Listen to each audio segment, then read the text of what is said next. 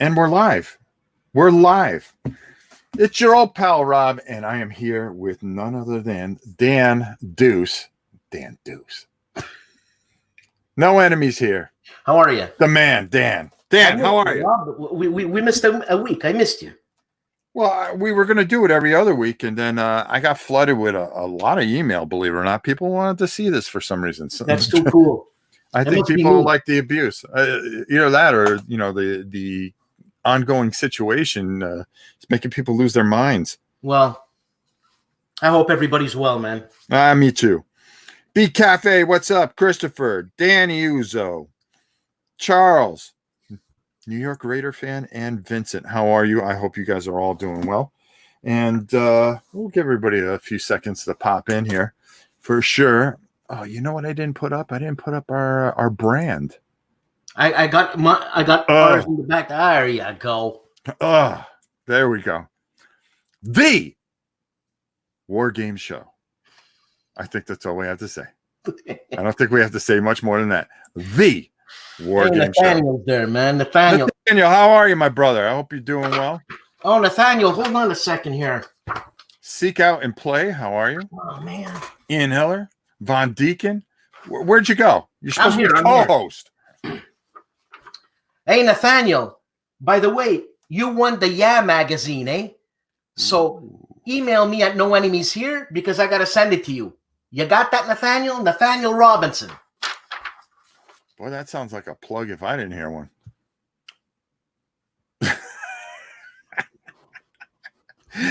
So, anyways, real cool thing just to follow up with last week. Lock and Load, 2 weeks ago, Lock and Load sent us a bunch of stuff. Go ahead, you could talk now. Yeah. So Lock and Load sent us a whole bunch of stuff.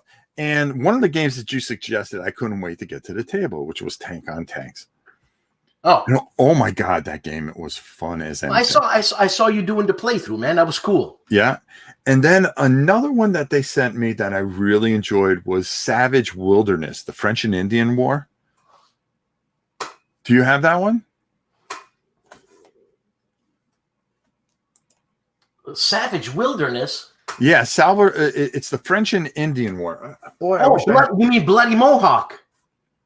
Well, I don't know if it's a redo of it. I don't know, Rob. But what it had was, these little maps, okay? And there were two maps onto one page. And they were just such short little small scenarios, but easy to learn, easy to show everybody. I mean, it's just a fantastic it was just so much fun. Now, of course, what I got hit with was the thing that you and I consistently talk about. And that was, people going, oh, well, it's not complex enough to be a war game. Come on. I mean, come on. It's a war game. It's an entry-level war game, and I enjoyed myself. I played it on my own and got everything out, and it was enjoyable. I had a great time with it. But and that's, I got in the comments and things like that, and it's things like that, and I don't know how you feel about it. But it's things like that. Complexity doesn't define the game. No, it does, and it doesn't define fun either. No, exactly. No. A matter of fact, our man of the hour, Savage Wilderness, is the sequel to Bloody Mohawk. So he sent you a game I didn't get. Oh, so now we're going to do this. So what'd you get a game and I didn't get it for? Because he wanted me to put it. First of all, did you get one of these? This is what I hold on. Let me do this. I'm going to share our screen for a second, okay? Because we have that technology now. Okay, I know you're off to the side. I know you like to be the center of attention, but just give me a minute. But did you get one of these? Because this is my screensaver.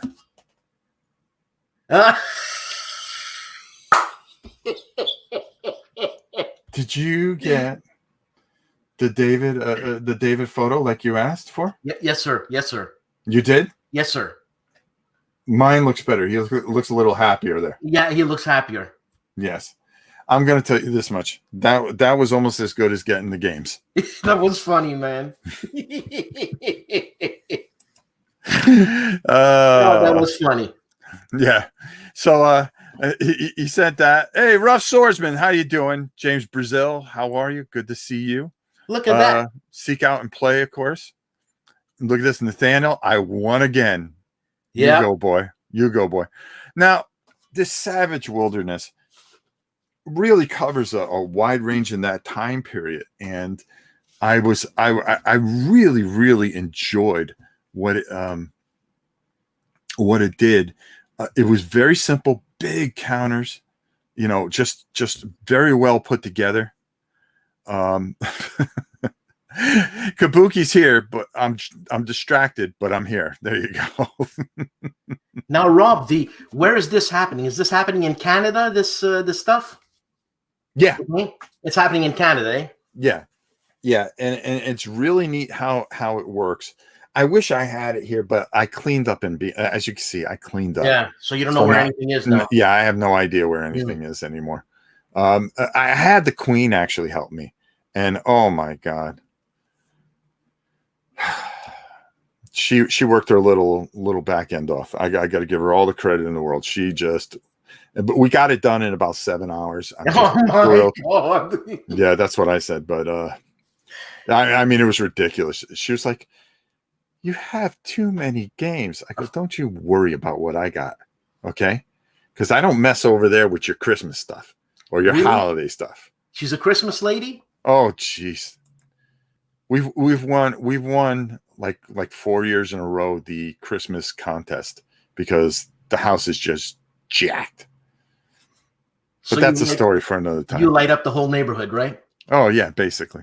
No wonder why nobody's got any internet over the weekend.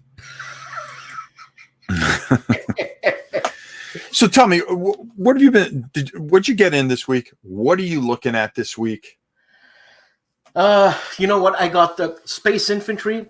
That blows me away because I've got the first edition, and the second edition is it's insane. Mm-hmm. The box really weighs. You know, when people tell you, "Oh man, the box is so heavy," yeah, come on, and then you weigh the box and you're like, "The box is so heavy." I told you, yeah, but you can't believe how heavy the box is, and even the expansion, man. I mean, seriously, and I got Storming the Gap. Oh, with the expansion. These are all the things that we talked about, and the ones that we both didn't have. They were just so nice, and they ended up sending us everything, and I was just like, "Wow!" Did you get the Nuclear Winter 68? Okay, right there. That's on the dock. We have to do something with that. Yeah. And did I just see Downriver? Downriver, where are you? Right there. By the way, Downriver Rick, you won a T-shirt. I mean, what is this? Is this No Enemies Here, or I gotta get in touch with these guys, and I don't know how to get in touch with them. They're your fans. So you got to get in touch with me, man. You want a T-shirt? Look at that! And check out that interview. It was very boring, and I think you guys will really fall asleep to it. So easy. No, a really nice job, really well done, and as always, you say, "Oh, gee, it's everybody else." No, you're doing great interviews, Dan. Oh, you're talking about me? Yeah. I didn't even know you were talking about me.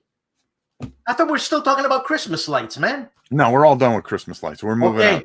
We got to talk war games because that's what this show is all about. And we mix in a little of this and that.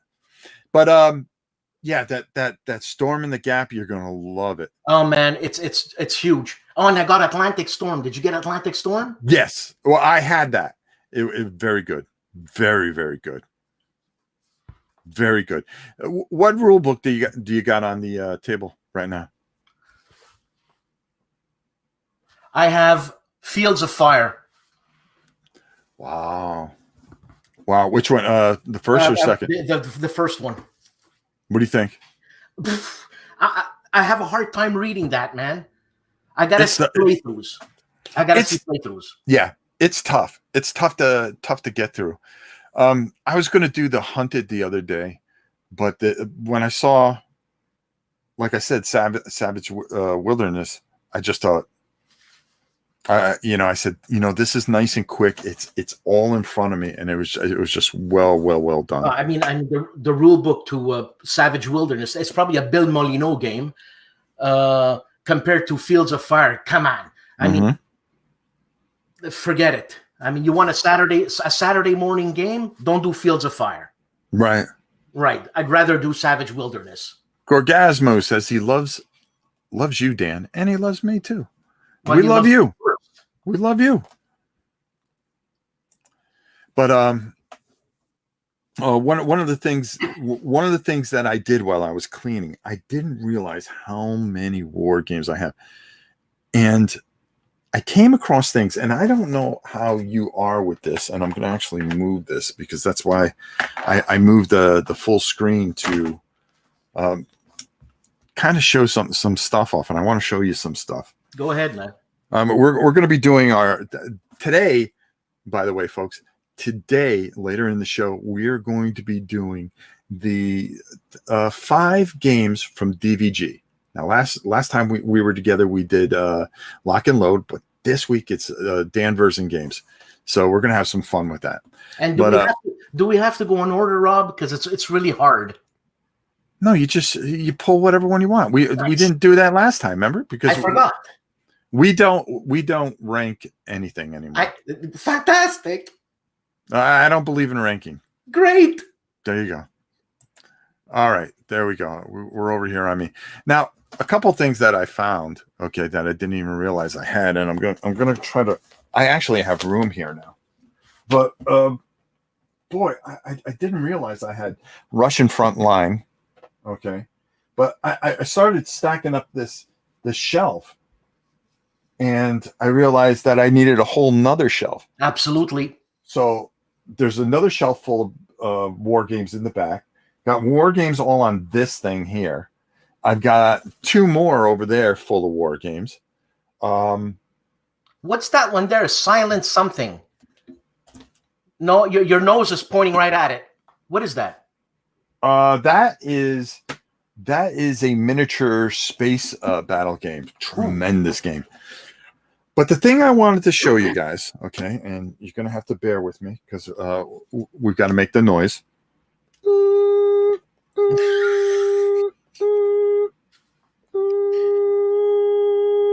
Okay, here we go.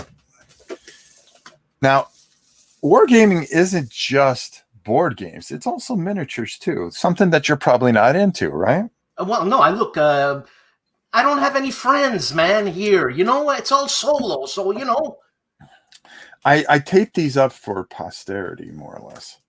But what we have here, and let's see how close I can get, is 6mm Napoleonic. But how is that possible? Anything's possible when I'm involved. Oh, excuse me. The human highlight reel, right? Okay. Okay, so I keep these sealed, believe it or not, so they don't bounce all over the place.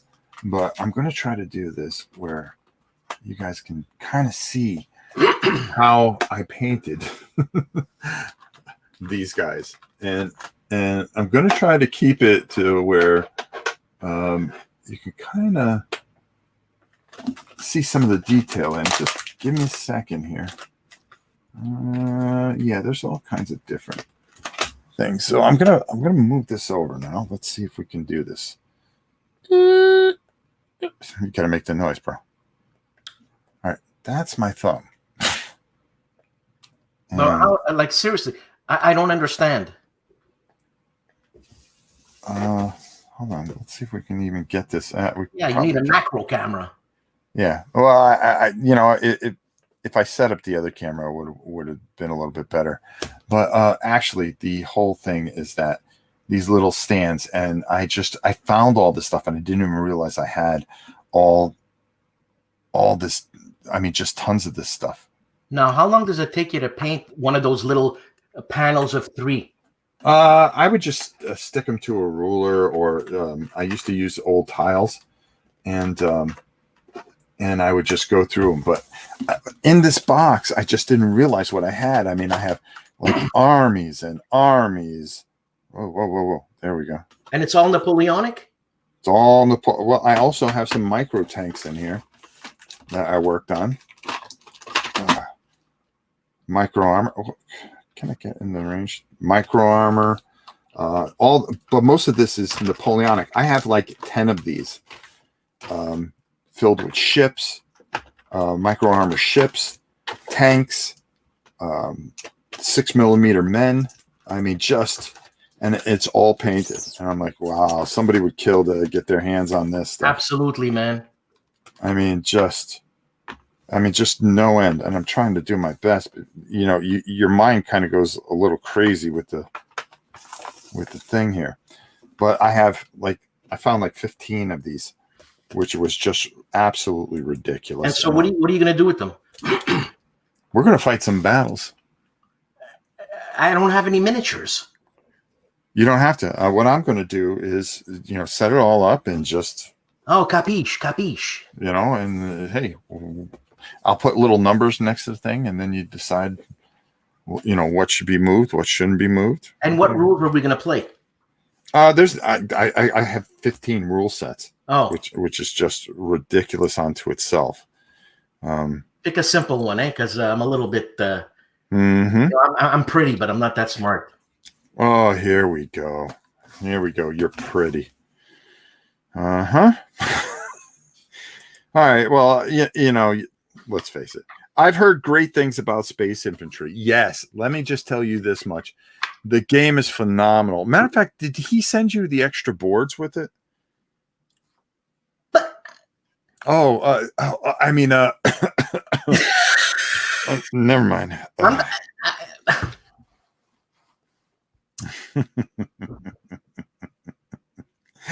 Never mind. Alien or deity? Huh?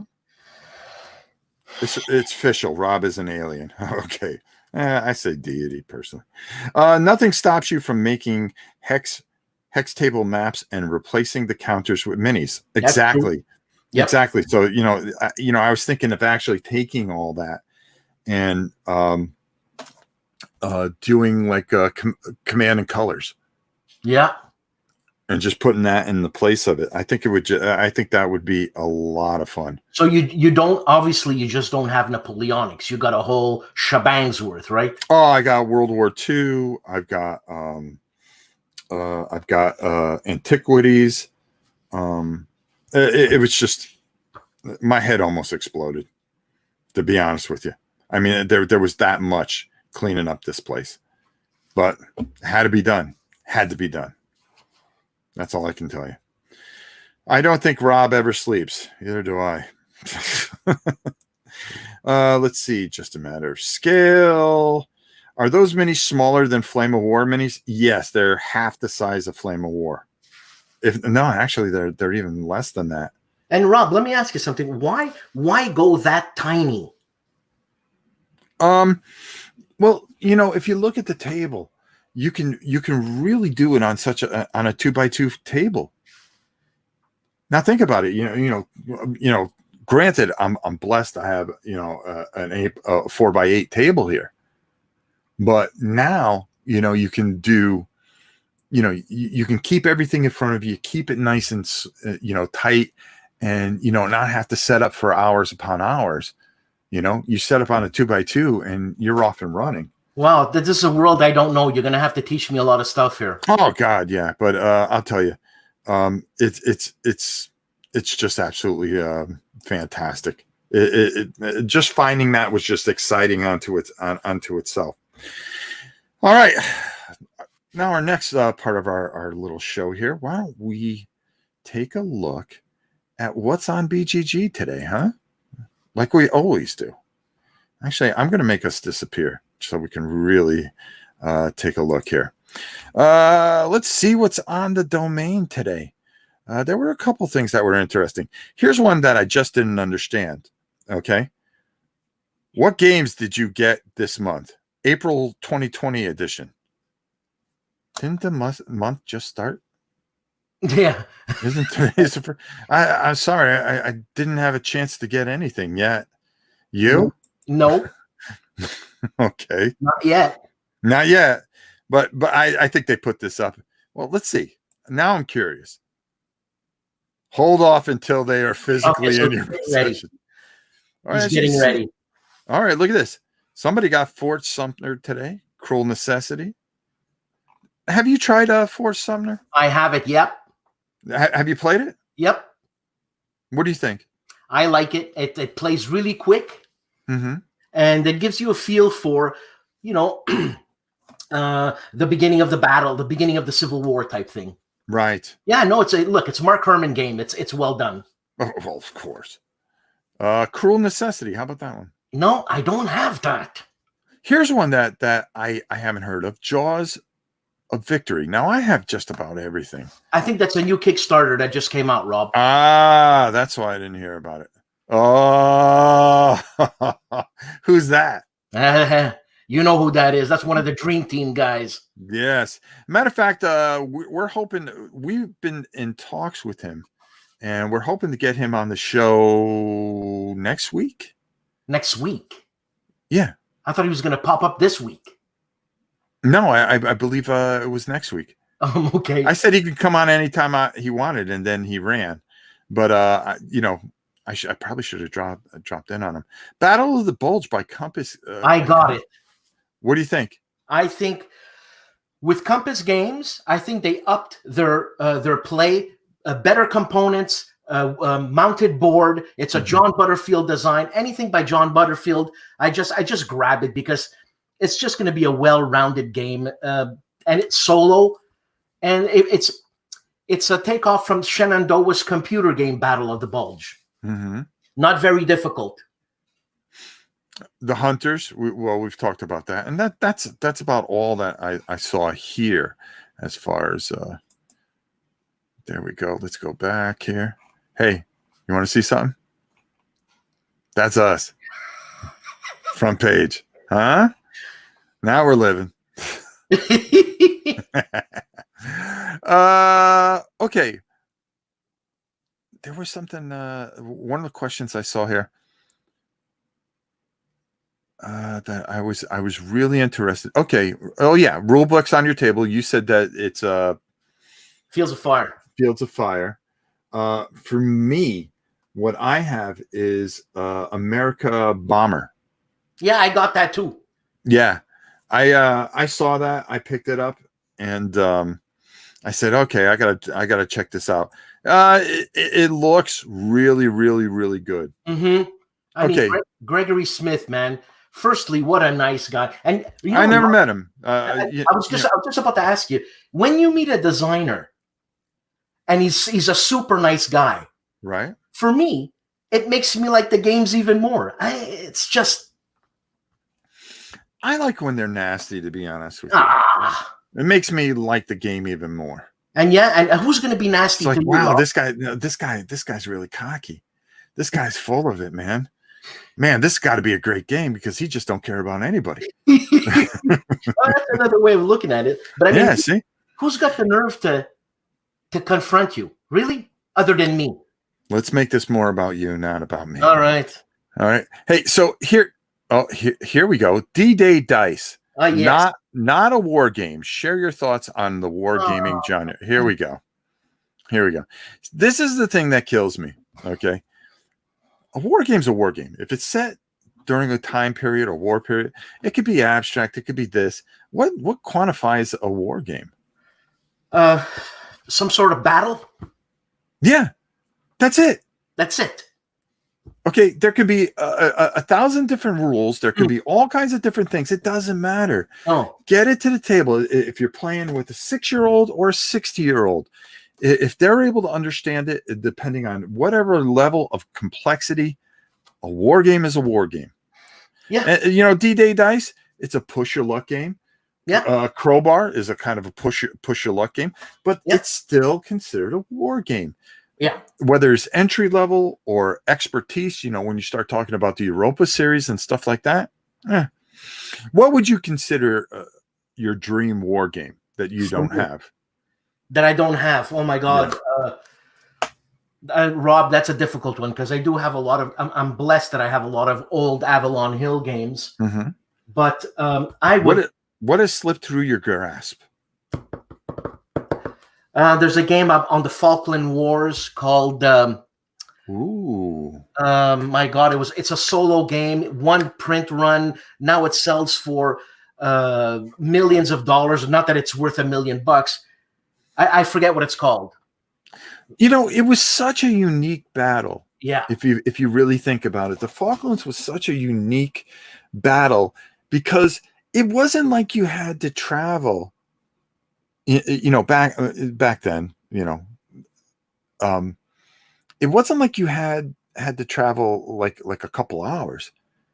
They actually had to take ships like like weeks to get down there. I mean, it was halfway across the world. That's right. I mean, it was and then, they get there, they surround the place, and then, they're getting news back. It's not like it is today. It was really fascinating how that whole thing went about. And just a really unique battle. Yeah. Where there is discord. Yes, thanks, Ruff. Thank What's you. that? Actually, you're not Australian. You're from England. Yeah. Yeah. I mean, just and the way they went about it, and just it was phenomenal. Yeah, and I can't believe Argentina took on Britain. Are you kidding me, man? No, I have to agree. I have to agree with you. I don't know what was going on there, but I'll tell you one thing. They went in there, and of course it was horrible weather on top. Horrible terrain. Oh, the terrain was awful. And it just unbelievable. So here's one for you. Solo coin game that you would recommend. A solo coin game. You know what? The only coin game I've ever played was the expansion to Fire in the Lake, and I was with my partner was Mark Herman. I don't want to name drop, but I'm just saying. You seem to do that a lot, but you might as well just keep on it. I mean, you're doing a great job. And anybody else you want to mention? Say what? Anybody else you want to mention that you hang with? My opponents were the Players' Aid, so. Boy, you're really name dropping. And we lost it. I mean, we lost the war. Mm-hmm. Yeah. The coin games are really, really interesting. What the heck is the one that I got? And I was just looking at it too. And I was Not Falling Sky. No, it was Pendragon or something like that. Pendragon by Morgan Guyon-Retzi. Yeah. That one really caught my eye. And oh God, what was there's a Distant Plane, Cuba Libre. No, there it is. Liberty or Death. Or Death. That's a coin. Buchanan? Is that Harold Buchanan? I'll tell you in a second. I believe it is. You want to name drop him that you interviewed him the other night? No, go ahead. Go ahead. We're going to call this No Enemies Here with a Little War and Pieces. All right, and that's our little look at BGG's forum today, our wargaming forum. People, if you're just getting into war games, it is a great resource. Go and check it out. BoardGameGeek has such a fantastic resource for war games.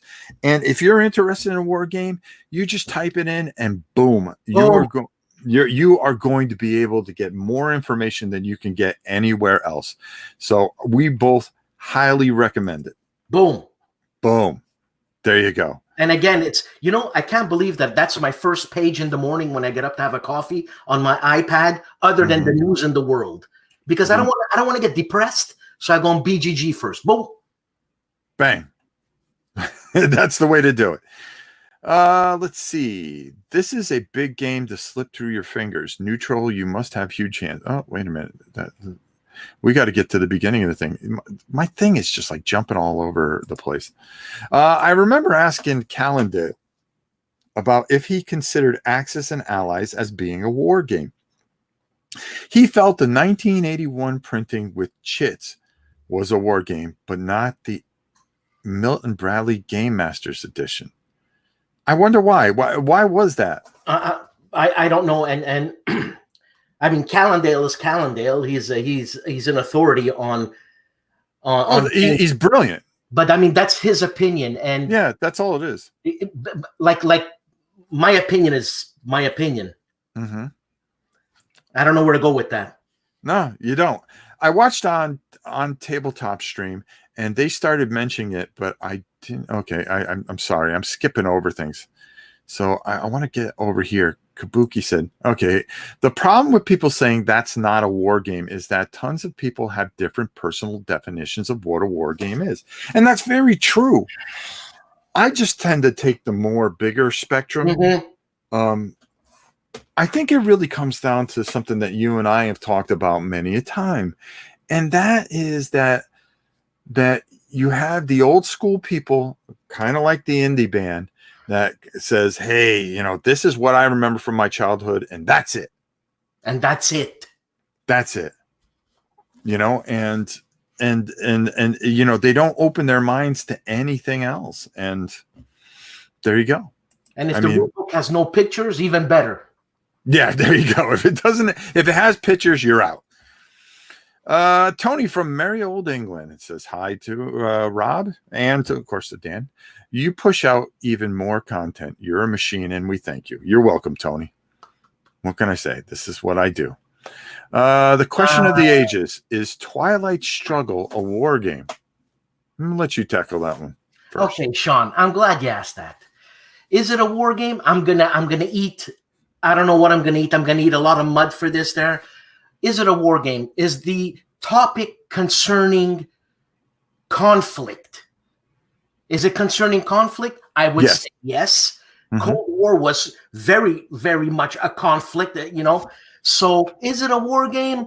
In my opinion, you're dealing with a subject that can elicit war. So I'm going to say yeah. I'm going to agree with you. I say it's a war game. Mm. I say it's a war game. Mm. War of the Rings? Well, it's in the title. Yeah. It's in the title. If you don't have an accurate simulation of supply lines over 300 kilometer fronts, not a war game. Oh, no, man. Oh, come on, dude. Look. Okay. Yeah, okay. There you go.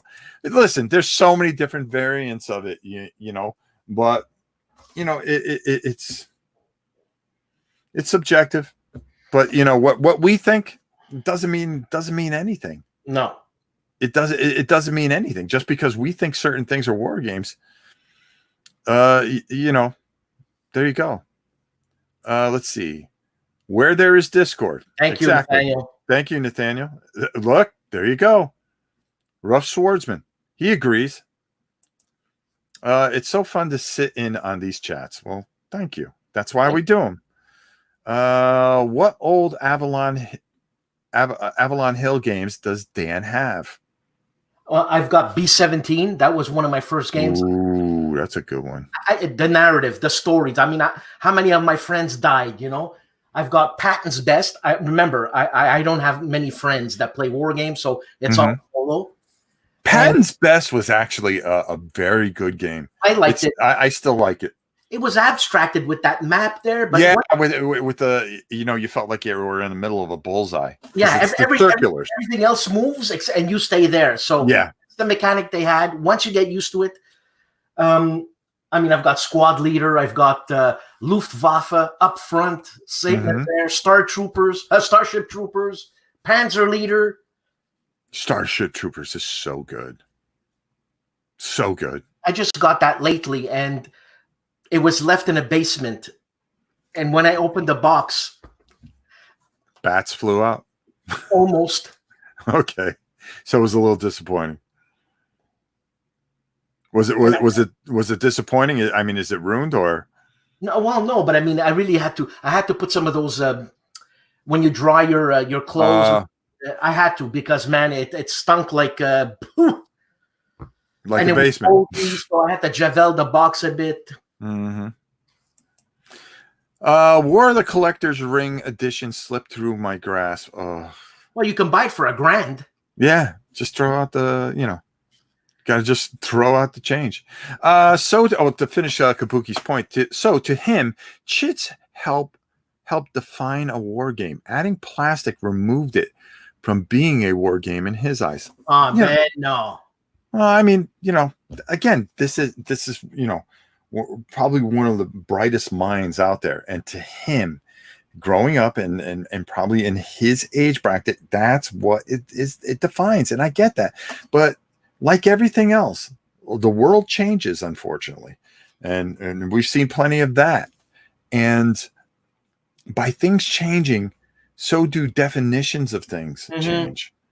So I understand it, I get it, but all in all, things constantly change. Nothing could stay the same.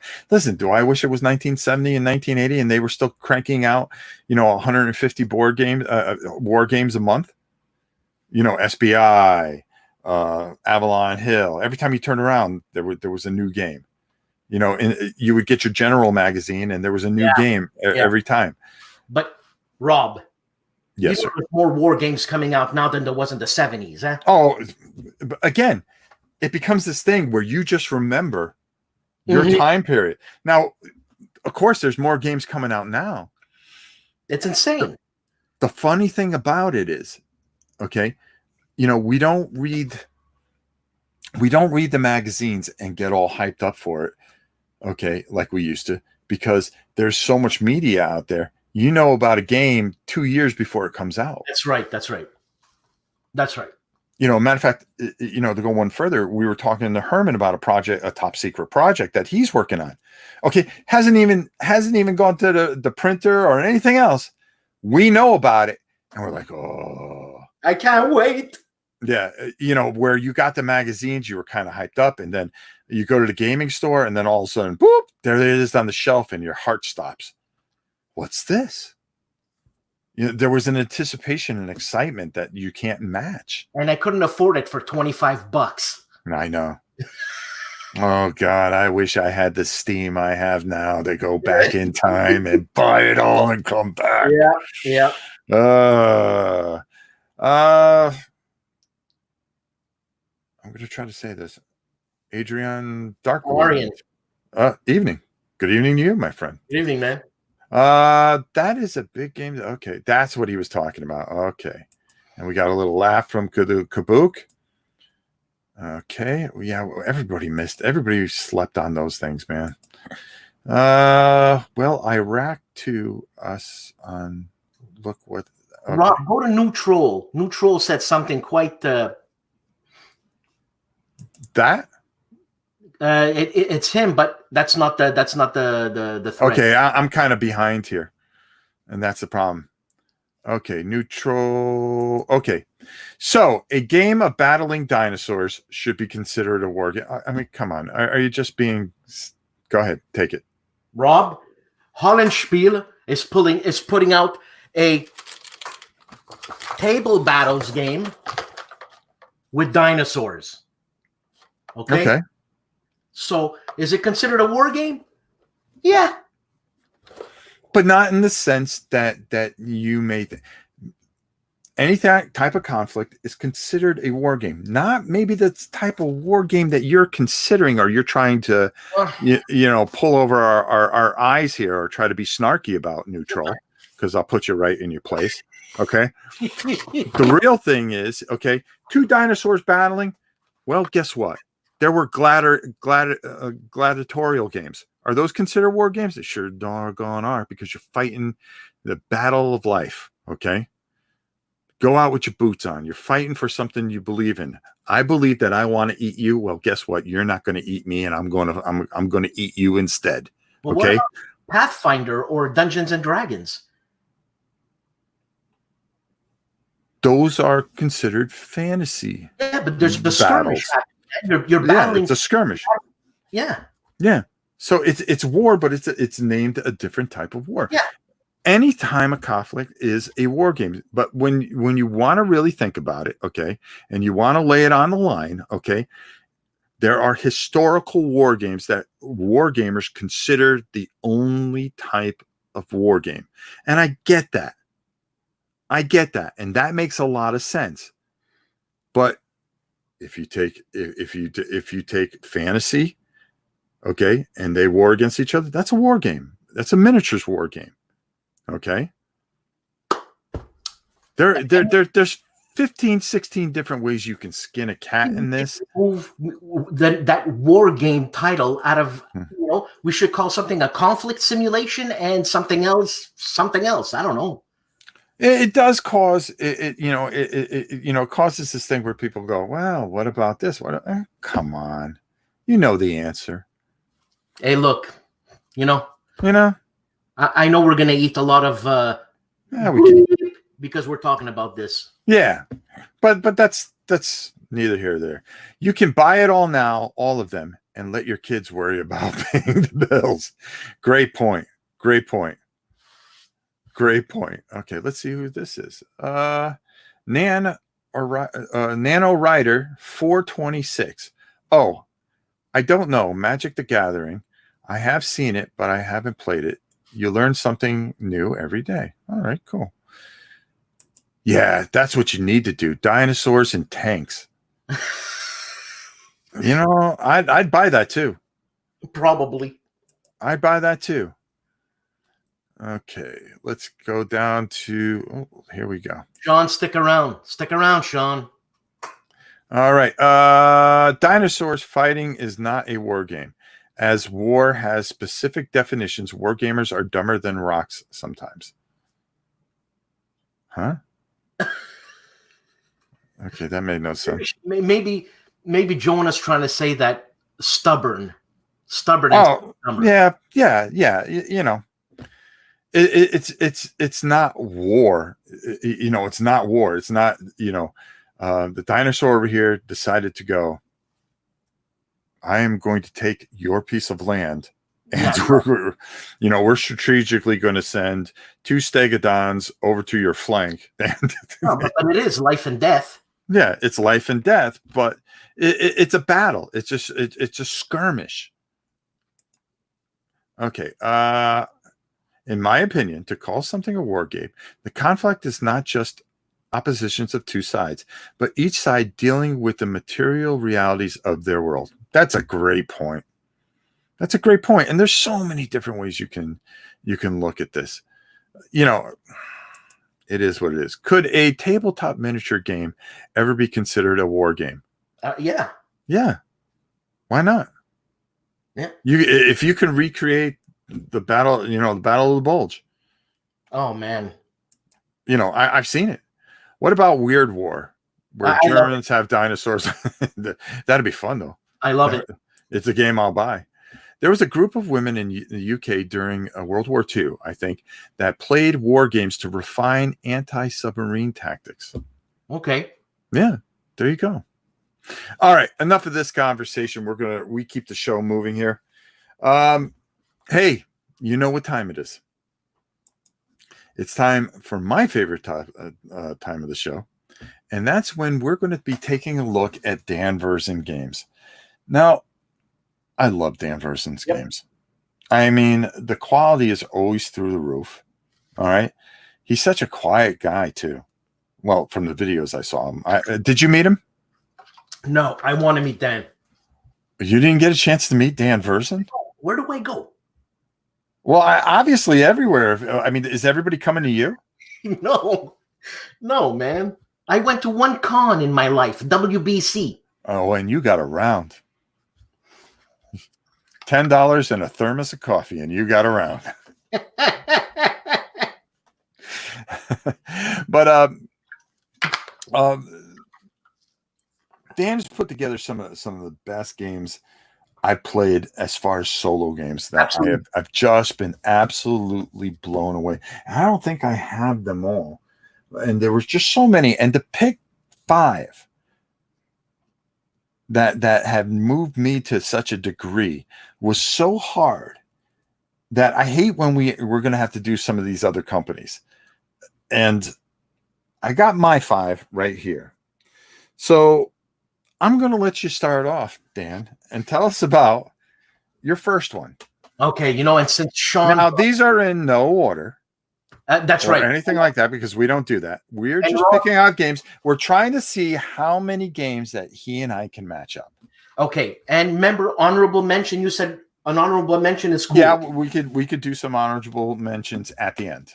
Thank you very much. Because there's a couple that I want to honorable mention. Because, like you said, it's too difficult. It's a no. Okay.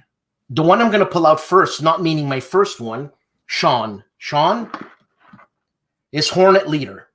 Okay. Okay. Now, aircraft carrier, Harrier jets. Look, I'm getting shivers just talking about it. And I mean, how much further can he go with that? Sean, he can go Cthulhu. He can go Cthulhu crazy. So that is so much fun. You get serious with this game. Then you know the mechanics, which are not difficult to learn at all. And then you start having fun with this game. And it's so cool. And you get better with that. And now you go back to this. And you're kicking hiney. I love it. Love it. That is the one I do not have. Every time I go to get it, it's sold out. Yeah, I know. Every time I go to get it, it's sold out. So already we're 0 for 1. Okay, go ahead. Oh, you want me to do all of mine? Yeah, that's the way we always do. We always let you talk. Okay, so or else I'm going to talk. My first DVG game, and I hear you talking about this one a lot, Rob.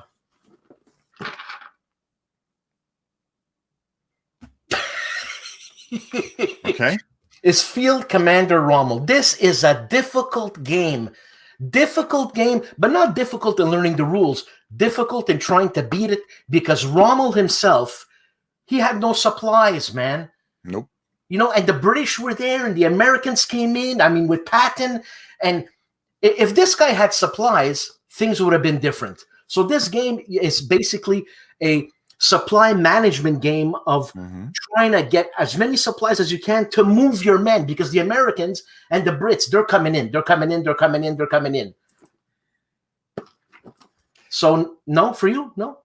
Nope. That is one of my honorable mentions. I had like 3 honorable mentions.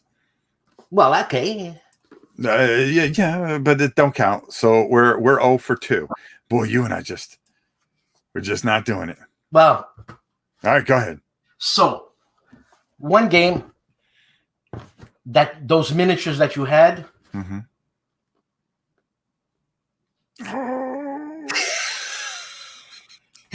Honorable mention. You know what? Fantastic. That would be perfect for that. I just thought it, and it's right over here too. Field Commander Napoleon. It sits right over there. I was looking at it, and I go, and one I couldn't find, and it's one that somebody that has to be the highest honorable mention because we moved everything around, and that's Tiger Leader. But Field Commander is tremendous, a tremendous game. Though the thing that got me with that though was the rule book.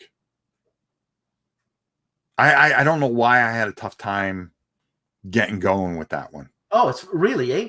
Yeah, it just for some reason I think maybe because of the day or whatever, I just struggled with it and I had to walk away from it and then come back to it.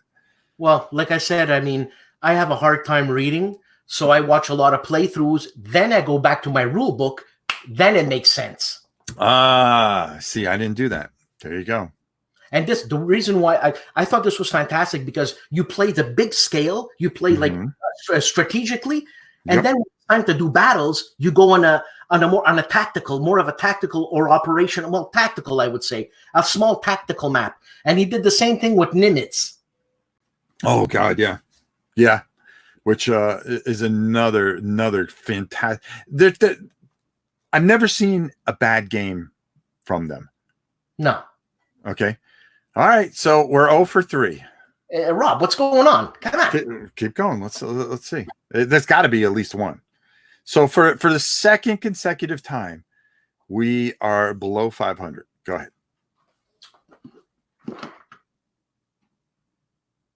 Are you kidding me, man? It's a great game. But you don't know? A great game. This is a great game. This is a great game. I getting your guys prepared and going and killing the bad guys, and the bad guys spawn, man. And you got the A10 Warthog, you know? You know what I'm saying? 0 for 4. 0 for 4. Okay, so I'm not gonna do my honorable mention right now. No, you wait till I go, because I've got a whole bunch of different games. That goes to show you. Okay. All right. See, I took a different way with that. Instead of pulling out all my foot lockers. All right, so we went 1 for 4. And these are just tremendous. This is the Pacific one. Yeah. Yeah. I mean, it is a monster. Monster. And Warfighter, for me, I've done it a number of times, and I just have to keep going back. The World War II version is ridiculous. The modern version is even better. And then when they added zombies, you know, that was just fun. That was brilliant, okay? Brilliant. Without a doubt, brilliant. So we went 1 for 4. I mean, really, you picked some great games. They were all my honorable mention.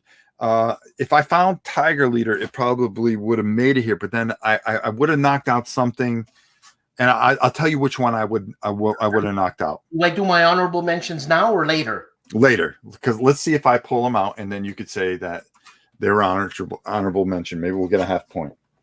I just did the live playthrough of this, and I'm sorry, this is just fantastic. Castellator.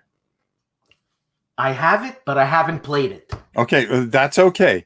I think it would have. I think it would have made it if you had played it. Okay. This is a lot of fun.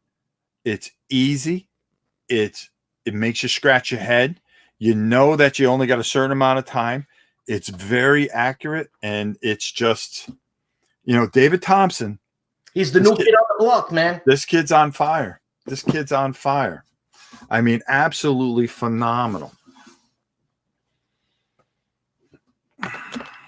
You got to go with what else he did there. Yeah, the games are similar. I mean, Pavlov's House is, yeah. I mean, how do you leave this out? I mean, these are games that are building bridges for war gamers. Okay, I really think these are some of the best games out there. Just phenomenal. And people play them. They're going to enjoy it. It's a fantastic solo experience. It's fantastic. Warfighter, again, I can't say enough. This took the place of Apache and its Corsair leader. Is it because it's World War II, Rob? I just loved it so much. It just flows. The time periods, being able to fly, you know, take out different planes, deal with different planes through the time periods. This took the place of Apache for me. And I didn't get the chance to play Phantom, which I have to try to find or get. We're going to have to get a hold of them somehow. You don't have this one, do you? Yeah. You have it? Yeah. Did you play it? No. What are you waiting for? Well, I'm going to do it now. When you could go bomb carriers Yeah, I at know. some of your missions. When you can, when you're dealing with so many different things, and then you start leveling and Oh no, it's so. oh oh And he, oh oh. he has campaigns in there where you can play an expansion of his called Down in Flames, right? When you want a dogfight. Exactly. And that's why this Down in Flames isn't here because of this. Got it. This covers so much that this knocked out a lot of the leader stuff for me. But I haven't played Phantom, and that one. That's pretty good. That's pretty good, Rob. I learned something today. The one that would have got knocked out is this next one. But this game here is personal to me. Okay. It was one of the first Dan Verson games I got. And it just shows the spectrum to where they would go with things. Their games were just always so smart. And, there's a lot of games out there, but not a lot of people talk about this game. And this is Cards of Cthulhu. He's liquidating that, eh? Is he? Yeah. I would definitely get that. Seriously? It's fun. It's fun. It's fun. If you want something that that is going to give that frustration level, like you talk about Pavlov's Castle Litter and Pavlov's house, where you have that kind of you're on your edge. This has it because you're rolling dice and it's like, oh dear God. Dear God. I really enjoyed it. I have everything for it. And it's never going to leave this. It's just something different from him that I really, really enjoyed. Now, if I could have found Tiger Leader, okay, that this would have dropped down. Oh, really? Yeah. I just couldn't. When I was going through here, I should have pulled it out yesterday, but I don't know where we put it in the 4,000 games that we have here. But I didn't want to go without a box, so I pulled this. I go, well, the next best thing, and I'll at least tell you what would have happened. Well, your wife actually gave me a call. Oh, really? Yeah. She has her number? Yeah, and she said 1-800 full of baloney. And she said, Rob's got too many games. Do you want this one? So now let's talk about Tiger Leader. Yeah. Okay. And I have Sherman Leader. Yep. Which is a fantastic game. Okay. But Tiger Leader. It's because you you got the biggest machines in World War II, man.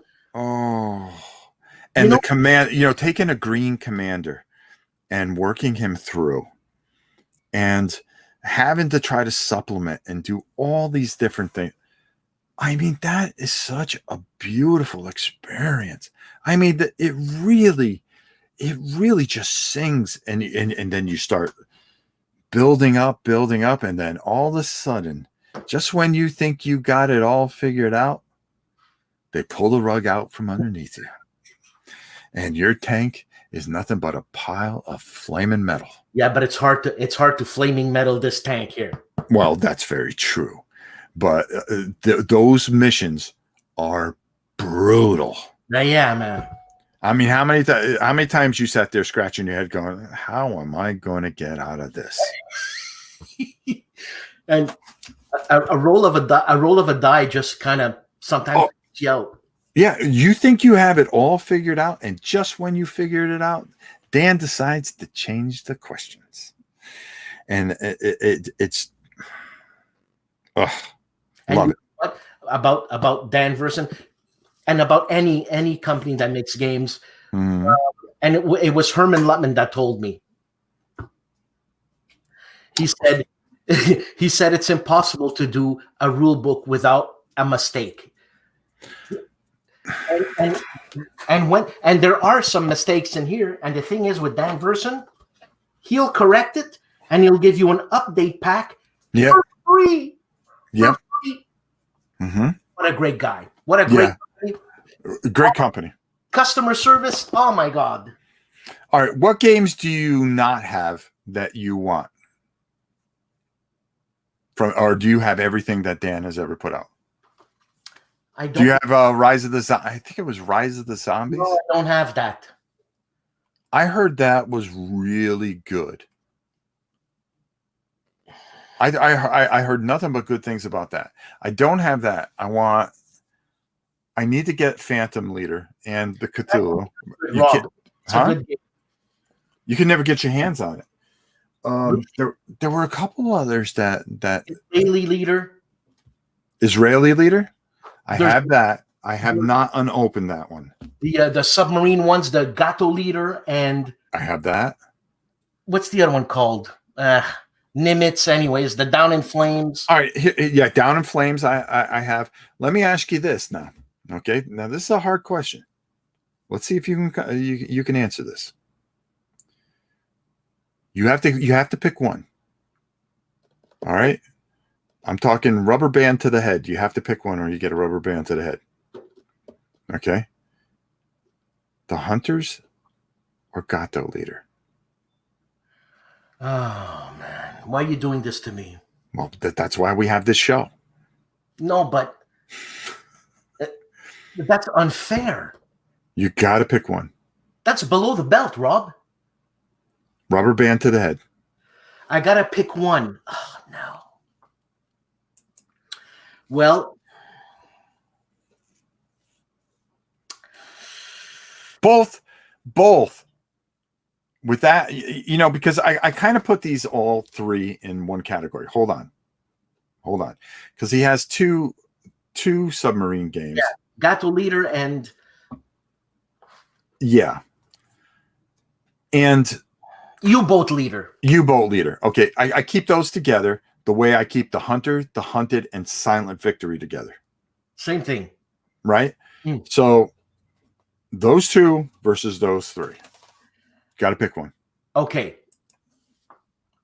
Not belittling any of the games I'm going to choose. The Hunters. Okay. Tell us why. It's personal, meaning there's more of a narrative in the Hunters. It's because you're a commandant and you go up in ranks, and I've just played the Hunters more. Mm-hmm. And I met Gregory Smith, and he's such a sweetheart of a guy.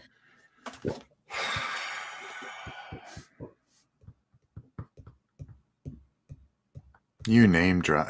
Oh my God. Do you have photos and proof of that? I bet you got a wall just of you and everybody.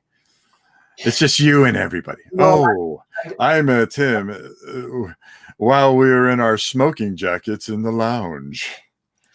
Oh, for crying out loud. Jeez. No offense, but having a laugh with Dan, wearing that hat, and being so expressive with gestures, he reminds me of an old Western funny sidekick. Who, me? What's the matter with you? Uh, My hat. My daughter cut my hair because I was on strike. My wife didn't want to cut my hair anymore, so I said, "Oh yeah, I'm going to make you look silly. I'm not going to cut my hair." So, anyways, it's bothering me. So my daughter cut my hair. So this is what I look like. Whoa! No more Grandpa Munster. DVG, they're bringing out Zero Leader. Who doesn't want to fight a Zero, man? I'm getting that game. When's it going to come retail? Because I got to pick that up, bro. I've got to have that one. Rise of the Zombies is pretty good as well. A forerunner of the war game system. No way. See? No way. Okay. See, I got to get that one too. I've heard nothing but great things about it. Let's see. Gato Leader is the weakest leader game. Not a fair comparison. Ooh, Sue Park laying it down. Okay, Rob. I mean, you answered yourselves. Look at everybody. Everybody, the Hunters. The Hunters is better than Gato Leader. It's like I said, it's personal. Both are very, very good. Listen, his weakest game is still a good game. Yes. And that was, I love the Hunters and the Hunted. I didn't have them, and I recently got them and played a little rounds off table. Usually I try to do it live, but I really want to get it down. Oh yeah. It plays so smooth. Pacific is always the right answer if there's no Mediterranean. Rise of the. I already clicked that one. Dan is right. See, look at that, Dan. Look at that. Dan is right. Okay. World War II Castle Frankenstein expansion. Nice. That's right. Any Phantom Leader love? We were just talking to it about it. I've got to get it. That's one of the ones I'm missing. Gesture. He's Italian. Can't speak without hands. ME262 leader. Oh man, are you serious? Sean, did you hear about that? I didn't even know there was a Castle Frankenstein Yeah, expansion. there is. He got a Kickstarter, and he should be having it soon. Wow. It's a new one at the printer. I don't believe you. I don't believe you. You know, I took a look at that Valkyrie system. That was going to be really good. And I don't know why it didn't get funded. I don't know why. And David has another one coming out soon, doesn't he? Something. For What Remains? For What Remains, that's what it is. I'm looking forward to that. Let me say that Compass does a better job with Greg Smith's games than GMT. Okay. Lately Compass has been killing it. We're going to have to do Compass soon. We're going to have to put Compass on the map here and get them into the catalog. I mean, yeah, you don't want to say anything, and I know why. But, we'll get to them. We're going to be fair. Fair is good. I'm fair. Yeah. I mean, we've got the biggest rated show going. So, I mean, almost 2,000 views every time. So, I mean, how can we go wrong, right? War and Pieces, baby. I can't wait to see what ridiculous picture you put of me on this week's version.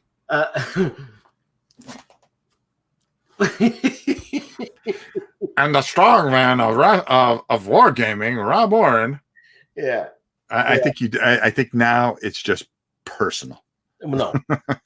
Arrogator, just got home from work. I'm glad you're home and safe. That's the most important thing.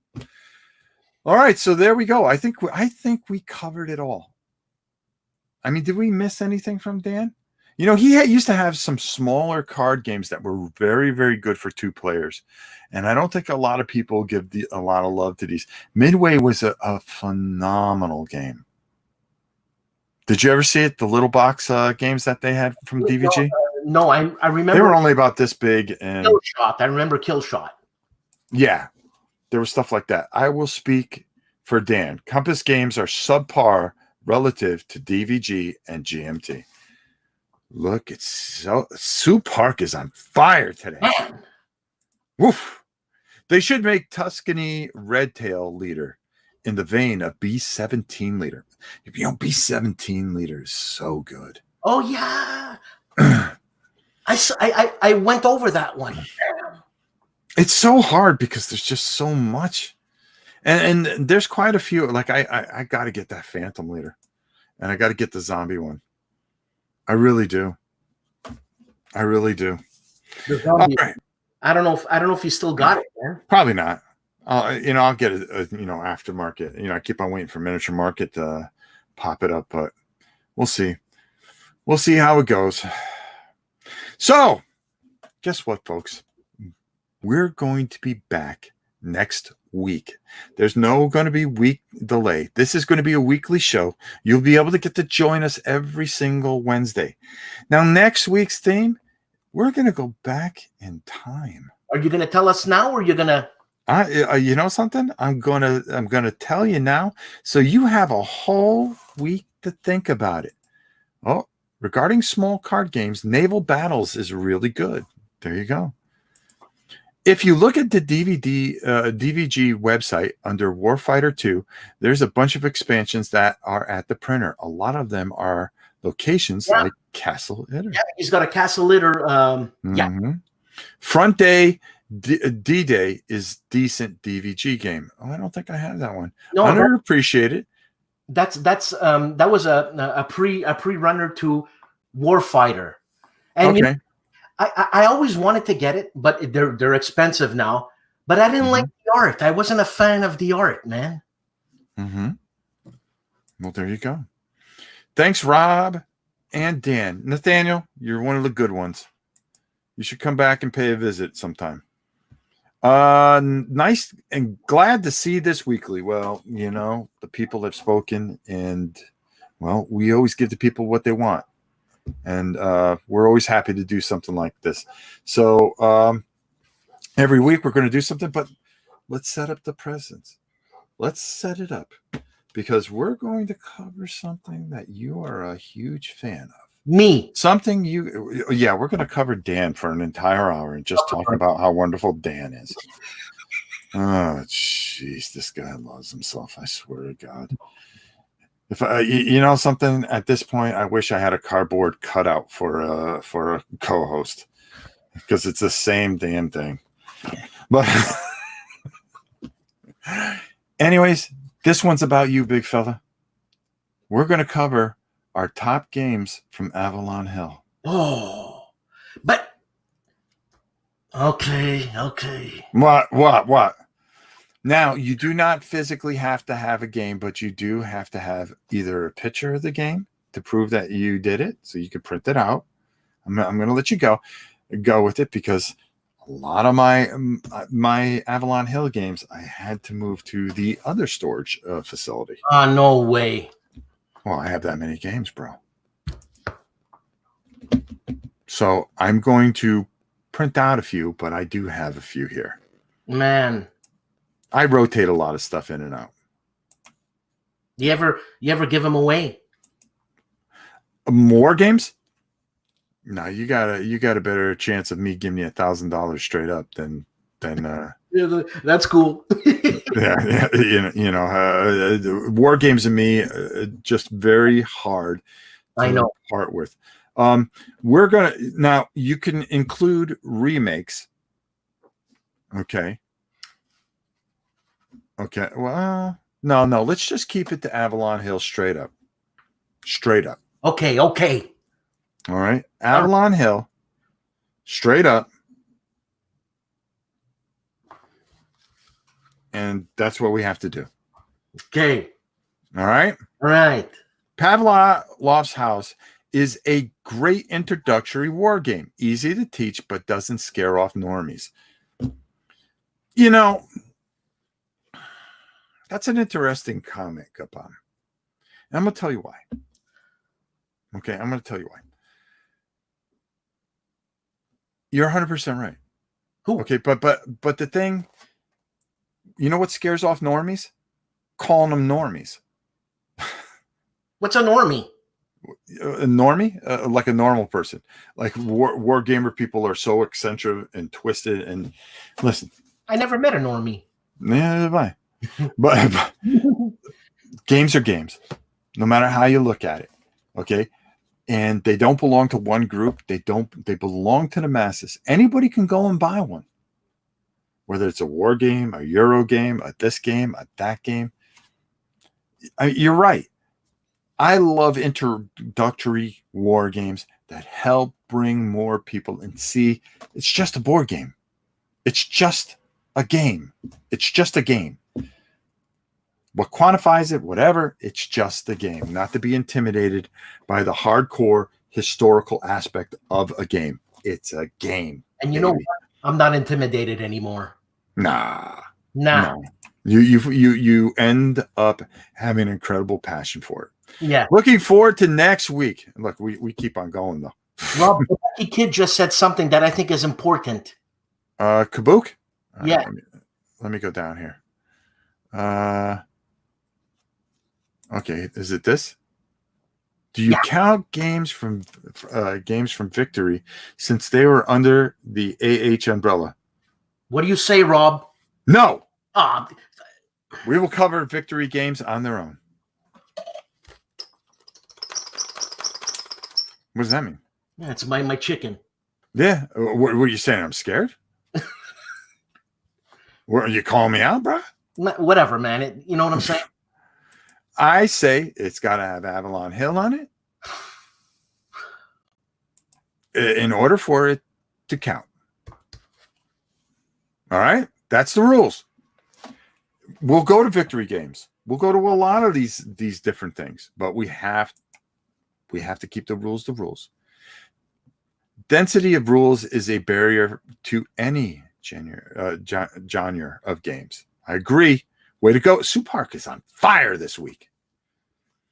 Yeah, I know. It's like how some people call non-gamers muggles. Yeah, muggles. Whatever. You know, whatever. Russian Campaign is my favorite game, he says. Ooh, you might see that in the list. I don't know. You got more Avalon Hill than I do. That's why it's not cool, man. All right. Would you rather pick something else? No. Because I guarantee you we're going to have a better matchup than the 1 and 4 we did this week. With Avalon Hill? Yeah. Yes. What's it worth to you? Okay. Everybody take this down. I will let you host the whole show. Nah. Next time. It's not going to happen. Why? Because you got more Avalon Hill games than I do. I'm saying we're going to match up. We're going to match up. Yeah. I'm saying we're going to match up 3 out of 5. I don't think so. You don't think so? Put your money where your mouth is, big fella. Really? Yeah, put your money where your mouth is. Okay, it's a deal. It's a deal? Yeah. You got it. I say we match 3 out. Now watch, you're going to pick some obscure game. No. I'm telling you right now, we're going to get 3 out of 5. The only thing I got to know is, have you played Starship Troopers at least? Okay, so that's not going to be one of them. Thank you. You just helped me out. Now you only have 5 left. You're a big Avalon Hill guy, though. You don't have to have them. I don't have all the games, man. All these games are out of print. But what did you play them? Yeah, I played some Avalon Hill for sure. Yeah, so that's all that matters. It's what you played. You make your list and you go. You get to go first. All right. And what you could write it down, I could write it down, or you can have the box. All right. We did it nice for visual more for the boxes. But I really say that you pick your top 5.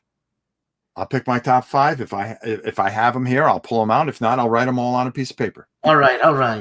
Does it make sense? Makes sense. That's all it ever was. If you played it and you love it, it doesn't mean you have it. Still, maybe you're still trying to get it. We're dealing with out of print stuff, so we have to make exception to the rules. Do you count only games from Avalon Hill? Does stuff like Dune or Merchants of Venus count? Was it an Avalon Hill game? Yeah. It absolutely counts. It does. We're talking Avalon Hill as a company. If you want to go with that really bad bowling or Sports Illustrated games, you can even do that. Hey, is it Axe and Allies Avalon Hill game at one point? Sure was. Yeah. No matter of fact, I think it was. I think you can pull that up. Now? No, not now. Huh? What? What? Nothing. All right. With the big nothing and the big ending to this, hey, Dan, say goodbye to everybody. Thanks, people. Thank you very much. And all of you, please stay safe. We'll be here next Wednesday, same time as always, 5 o'clock. It'll either be 5 or 6, but we'll be here each and every week here on Board Game Geek, on Twitter, and of course on Rob's Tabletop World, as we are streaming on all 3 to make sure everybody sees this tremendous show. And I hope you enjoy this. If you have any ideas, please email them over to me at novaprime860@hotmail.com. If you have an idea for the show or something you want to see, hey, shoot it over to us. And like I always say, tomorrows are never guaranteed, Please be kind to each other and be safe out there. And until next time, for myself and the great Dan, make sure you check out No Enemies Here, a fantastic channel. Go hit that subscribe button like there was no tomorrow. Hit it right until your finger hurts. And then, of course, hit the like button, because that's how we know you like us. And even if you don't like us, guess what? That means you're a fan, because you still hit a button. It means we get more views. Thank you, brother. Until next time, it's Dan and myself. We'll see you soon.